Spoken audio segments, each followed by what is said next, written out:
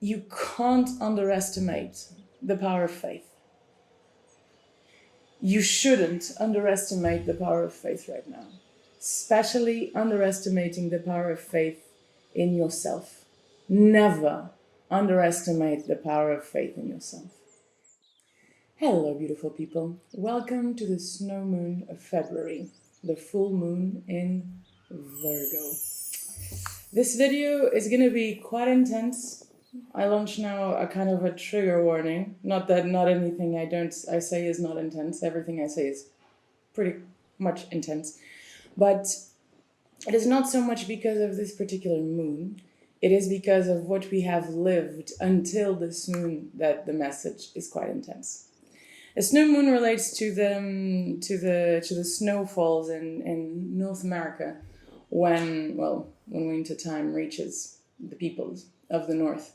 In Vikings and in Viking mythology and in Norse culture, you tend to see this quite a lot represented through the rune Isa, which is ice, the rune of stillness, the rune of there is nothing we can do. This is the coldest of the winter, and all we have to do is accept that our action is bound to be passive. Our action is bound to stillness. Our action is bound to observation and a sort of constrictment. But within that constrictment, there's a lot you can do. And in a way, what we've been going through Aquarius and what I spoke about on the previous moon and the new moon in Aquarius video, I said that Aquarius is when we realize that we're not in control of time. We want things right here, right now. We want things to take a certain speed, but we can't force this bar that life imposes on us. Things are supposed to happen in a certain degree and at a certain moment that is designed by the creator. So how much more can we force it? How are we perceiving this on this full moon in Virgo? Well, leading to this full moon in Virgo, we've lived through all the conjunctions I spoke about on the previous video, right? Like Pluto being conjunct the Sun, the Moon, Mercury, and then Venus, and now Mars. And now today, I'm recording this on the 22nd of February, the portal day. And the truth is, Venus being conjunct to Mars is very much aligning the once needed and the once wanted. I say this quite a lot. The once wanted of Venus is like, oh, I want an ice cream, or I want a certain piece of clothing, or I want to buy a certain type of furniture. And then you are very aware that you want that, and you go and you do it. Mars wants differently. It's a want that you need to be wanted. And if you don't do it in the moment, out of that childlike chasing feeling, like I want to speak to this person right now, or I know same things like the ice cream, the clothing, the whatever. If you don't do them in the moment, right the hell now, the truth is the want starts migrating to its polar and it becomes fearful. You become fearful. It becomes your fear. The fear of not reaching that thing. Because that's the thing with Mars. The wants that Mars points in you, and this sense of want that you feel when you go through Mars transits, it's something that is who you are. And when you don't act upon that, you start really questioning life.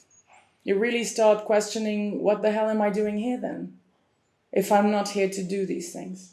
If I'm not here to attain these things, to conquer these goals, to achieve the summit of these mountains.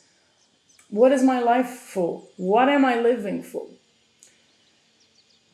When I say that this video would be a little bit triggering is that. So this whole passage of Pluto and this whole passage of Venus conjunct Mars might lead us to this sense of, if I don't do this, then what's the point of my life? What am I here? Why am I even trying if I'm not gonna achieve that? But look closely at what that means. Understand the power of this realization. If you realize this, if you realize that without achieving these things you will disintegrate, then all you have to do is only focus on getting them. Only focus on achieving said goals. So What I mean by this is, all these conjunctions in Pluto bring about the greatest thing we love about Pluto in it. That is this sense of desperation, of life or death kind of feel. And a part of you has to die. The part that doesn't believe in yourself. The part that thinks that you're going to fail. You only fail if you stop. And that's the ultimate truth. If you want those things, whatever it is, a relationship, a house, a career, a lifestyle, whatever you wish for yourself right now, whatever it is like that's igniting your heart the most, you were designed to create those things. You are the person who can bring that vision to fruition. No one is going to see the same thing. Artists go through this a lot, right? They think they are creating something unique and then they see, oh, but someone else has created it. No, that's not true. The identity of the product, of the art that they are designing is completely different, even if it is an abstract painting with the same colors, with the same quality of ink, painted with the same brush on the same size canvas. It is still different. And 1,000 people that see those two different paintings can tell you that they feel completely different things, even though it's in the scope of the same thing. There is nothing like you. No idea in the world is equal to yours, because the ramifications of your idea and the detail and the precision of your idea and the precision of your desire is what defines your desire. And your story to get there is what defines your desire as well. So in this moment of possible desperation, remember that just because you're breathing and wanting these things, that is enough for you to deserve them. In other words, you deserve your own wants. Otherwise, you wouldn't be wanting it, right? Let's say that you want to become a fashion designer and you're going through this process of becoming a fashion designer now, launching your brand and stuff. You don't want to become a mechanic. And as blunt and stupid this example may seem, the truth is, what you want is what you want, and what you want is aligned with who you are. So take this haze and this fog out and focus on what's important. That is, what you want is what you deserve. And if you want it, you have all the tools in the world to achieve it. Now, let's dive properly on this moon. What's happening here? A lot of Piscean energy. And maybe that's why I was speaking so much about fog and about feeling eluded and about feeling confused. This moon brings us a very strong sense of taking away the veil of confusion that we feed ourselves sometimes. We all do this, don't we? We all do this. We all want something, but then we fantasize a little bit and we dreamland it a bit. And then the moment the fog fades away and reality sinks in, you're like, oh shit, this is way more complicated than I thought. Yeah, it is way more complicated than I thought, but everything you thought before when you were fantasizing, mesmerizing your dreamland idea, that was still true. So remember that again. And if you were hit reality this much earlier on your process, you probably would have given up the idea. So understand that Pisces works on this way. It first gives you all that's amazing and good and easy, so to say. And then it gives you all the things that are hard and impossible. You sink into depression hole, you never get out of there. But you can, at the same time, you just need to look at things with this beautiful moon in Virgo and Lilith in Virgo, which is pragmatism. All the envisionings of what can be, according to what you wish, are true. All the envisionings that you're having right now about the obstacles and what cannot be are also true. But one does not invalidate the other.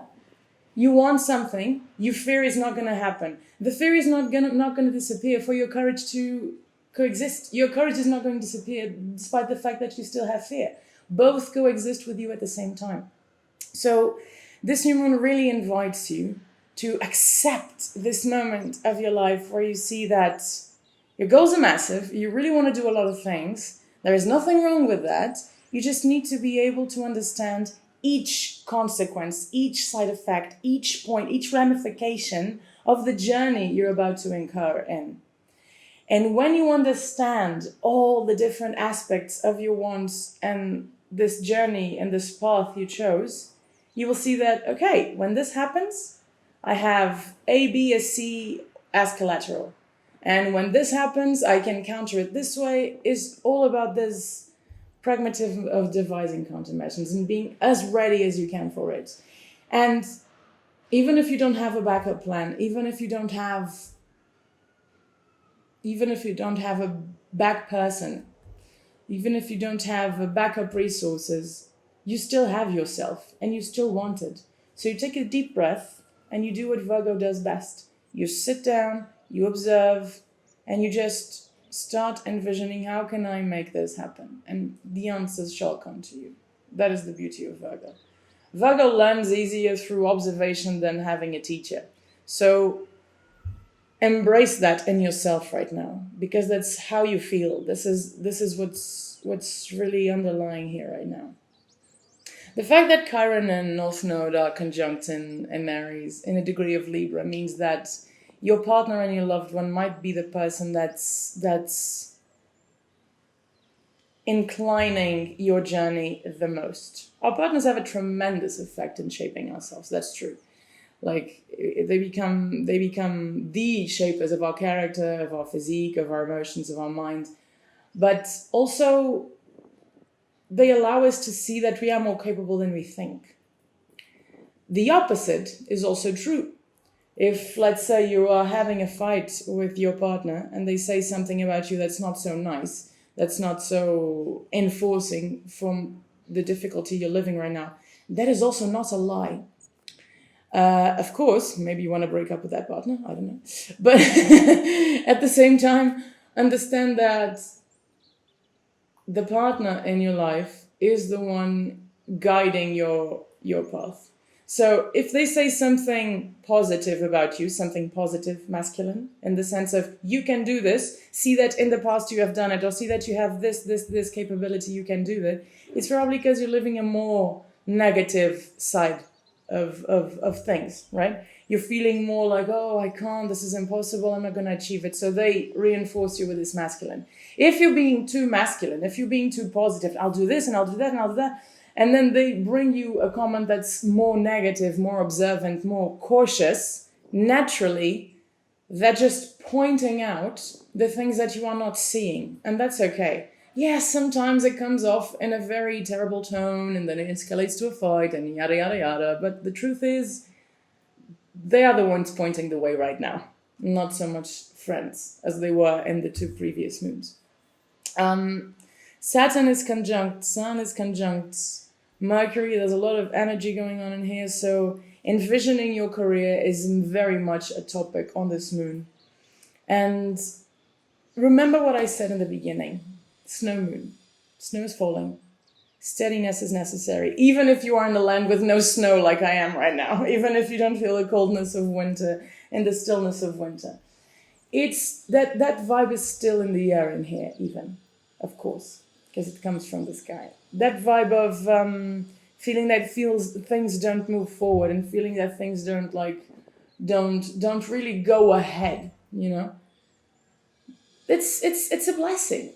You are given a moment to strategize, to rethink your path, and to redo things differently. So why would you not? Why ever would you not? Right? It is beautiful how the sky does everything in your favor. Even this dreamland of Pisces that we're living is aligned with Aquarius, which means that you're not so out of tune with what you want. You're not so out of tune with society can help you in providing your dreams to fruition. Jupiter is in Taurus, just like Uranus, and we're going to see a beautiful conjunction in a while. It's going to be quite revolutionary. I am Portuguese, so it's going to happen on the same day that my country did a military revolution against the government, a peaceful military revolution. So that was in 74. It's funny that's now after all these years in 24. So we might see that revolution happen somewhere in the world, in a tourist land, maybe London, maybe somewhere in Africa, in the jungles, maybe in the savannah, I don't know. Just came to me right now. But I think overall this moon is very much about expanding yourself and understanding that you can't underestimate the power of faith. You shouldn't underestimate the power of faith right now, especially underestimating the power of faith in yourself. Never underestimate the power of faith in yourself. Because when you do believe in yourself, everything happens. That is 90% of the road done. When you do believe you can do things, you will see outside the box. You will speak to people. You will look for different circumstances. You will see the failures or the mishaps or the missed opportunities as maybe that wasn't so good for me. Maybe there was something else. And then this something else actually does turn up and shows up in your life. Believe in yourself. Remember this. Do never underestimate the power of faith in yourself. Never, never, never, never, never. Because ultimately, everything we do in life, whether we feel more depressed or whether we feel more empathized with our path and happy and whatnot, we're all doing that because we believe it's possible.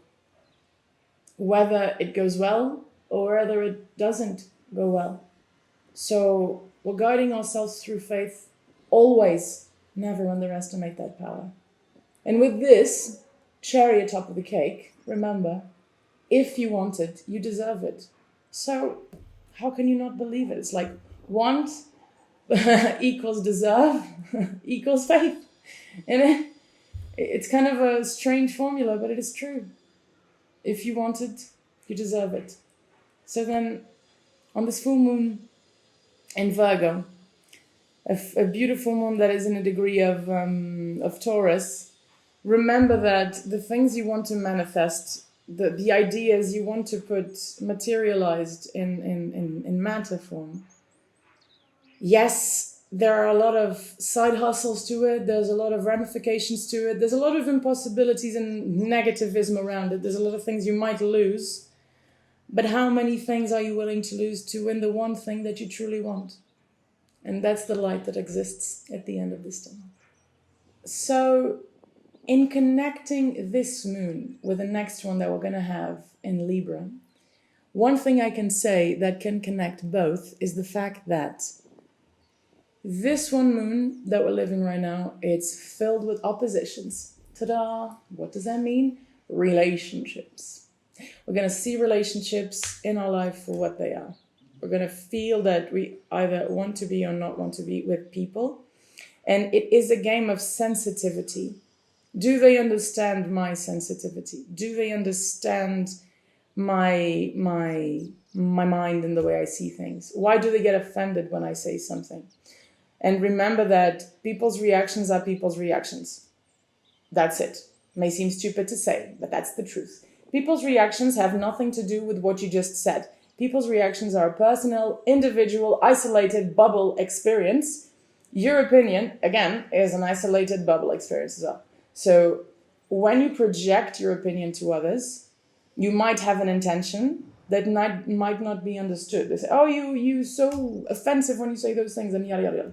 You're not trying to be offensive. You're actually trying to be helpful. It's a full moon in Virgo. It's servitude. Come on. No one is going to say anything just to offend you.